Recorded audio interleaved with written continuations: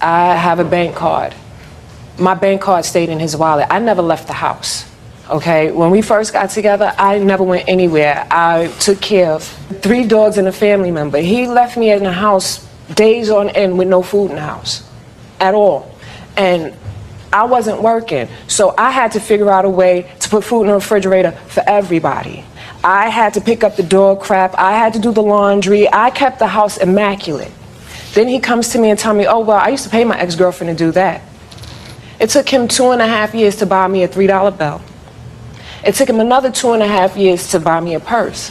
And I don't ask for anything. I do my own hair, I do my own nails, I do his hair, his nails, I do it all. He doesn't want for anything.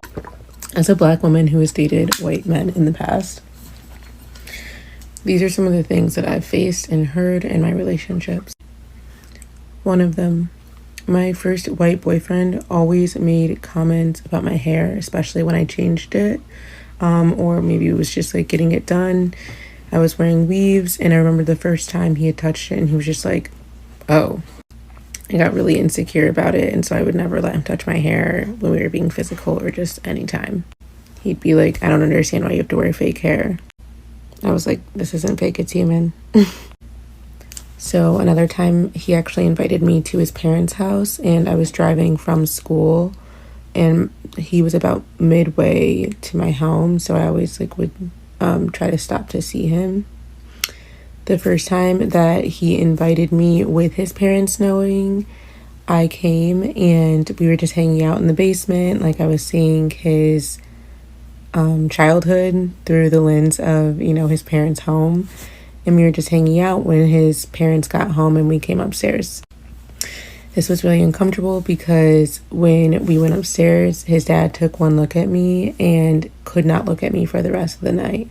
I had no idea that his dad was racist, but even me just trying to be like, oh, do you like this? Or trying to have conversation with him, he would flat out ignore me. This was very uncomfortable. The next day I told him hey, I think your dad might be racist. And he was like, yeah, you're right. And I was like, oh, well, why would you put me in that situation? And he was like, well, I wasn't 100% sure, but I just wanted to see how he would react.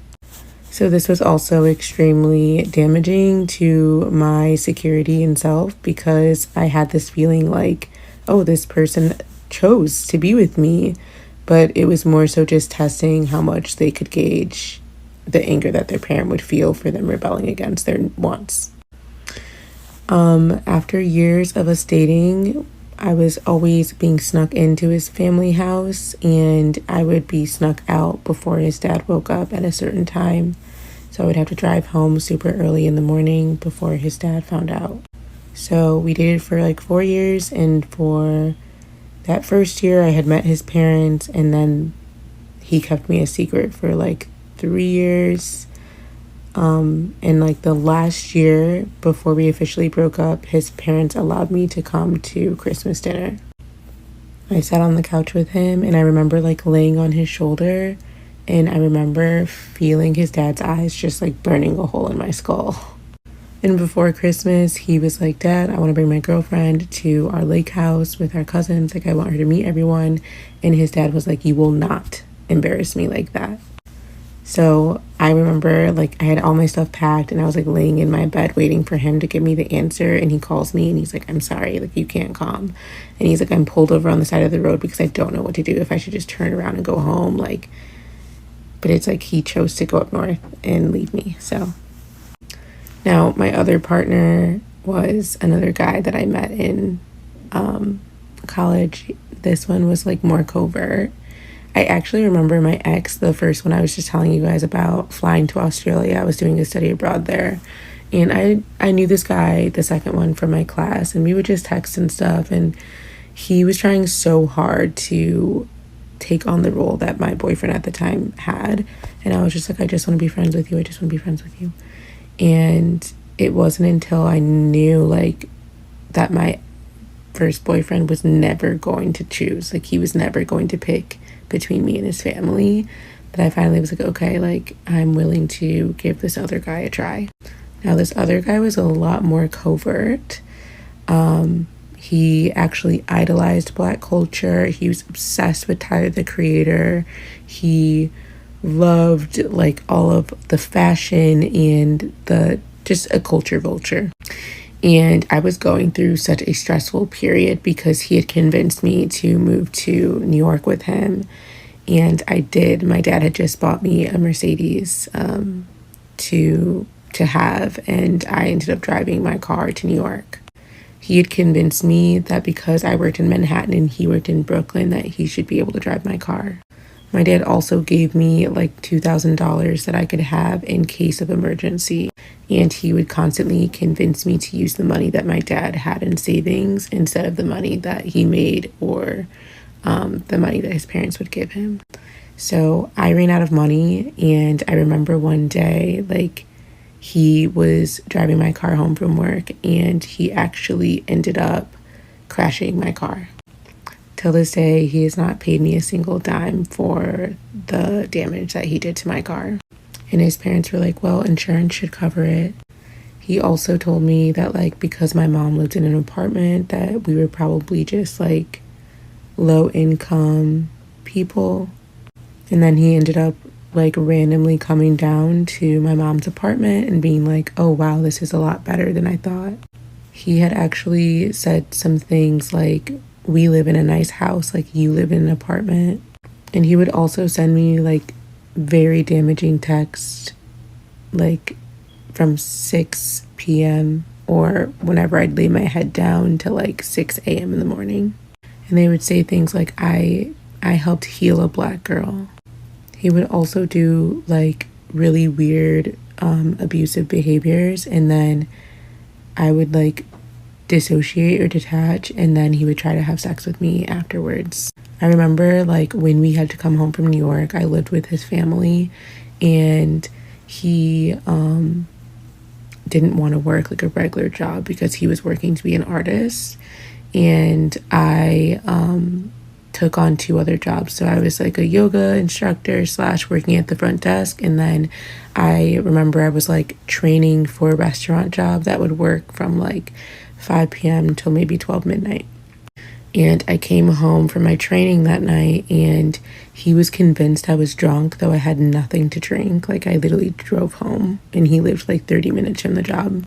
And he like screamed at me and like just was like, you are drunk, I know you're drunk, like yelling at me. And I'm like, no, I'm not. Like, I'm literally sober. I just worked. Like, I'm tired. And when I get tired, my eyes do get really small. I do look a little high, but I promise you guys, like, I was sober. And after I like literally was like, bro, like, I'm so over this, like, I'm going to leave. And he like begged me to stay. So I came back inside, and yeah, he forced himself on me, and I was like, I don't want to have sex. And he like did not care. So I just laid there, and he got so upset with me. He was like, I can't even sleep next to you, and like left me in the room to just sit in my nakedness. There's so much more, and if you guys want me to do a part 2, I can. I just noticed that this is getting a little long, but yes, there is a lot that I've endured as a black woman dating white men, and I just don't know if I will ever do it again. Unfortunately, the circumstances would have to be very different. It's so sad, yeah. We as black people used to think dating a white man is everything and white man look after you better. But all of the black women them who date the white man them are divorced now, and them are cry because them realize that the white man them are trash. The white man them like cheat. They like to take drugs.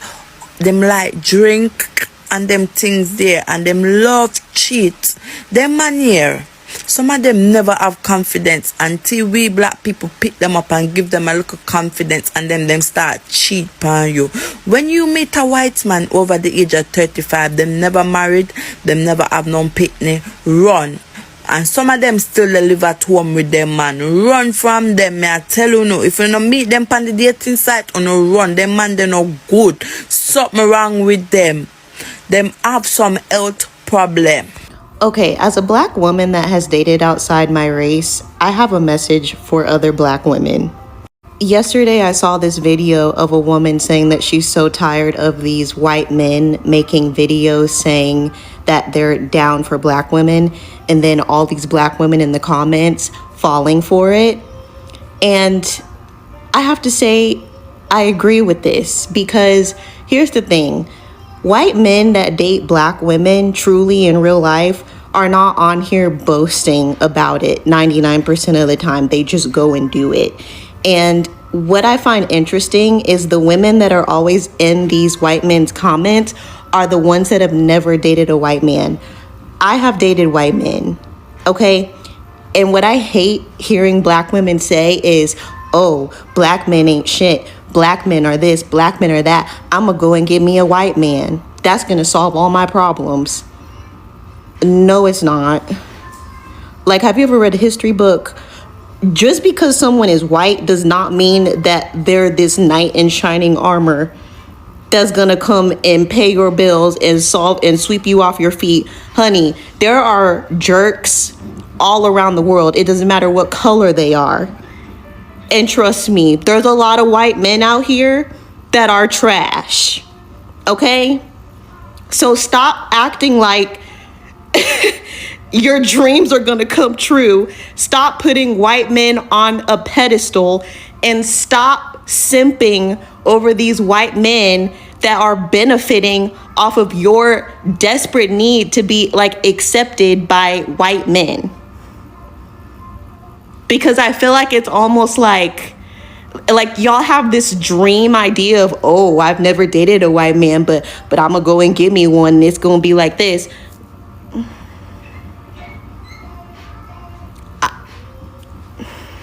I can't. I literally can't. I find it hilarious. It's so funny to me. And I just had to say it. I'm sorry. Like, y'all need to stop. Like, please stop. I'm not saying all white guys are bad. I'm not saying that. I'm just saying, like, stop being so desperate to be chosen by one. Because it's weird. Especially if you've never dated a white guy. Like, I don't understand that. Like, it's not that big of a deal. It's just a human being. And they're not better than black men or other races of men. They're not better in any way, shape, or form. Like I said, if you're a jerk, you're a jerk. So stop. Thank you for coming to my TED Talk. So, being a good man or being a bad man, it has nothing to do with where you're from, actually. You're good, you're good. You're bad, you're bad. There are jerks everywhere, just like the last lady rightly said. Okay, so what you should be looking for as a woman, whether you intend to date red, white, whatever color of man you want to go for, ensure that the man is a good man, that the man aligns with you in every levels, in every way possible. Okay, so I wish you good luck. Thank you so much for watching. I remain your favorite girl, Queen Libra. Do not forget to like, share, and subscribe to my channel. Mwah. See you in my next video. Bye.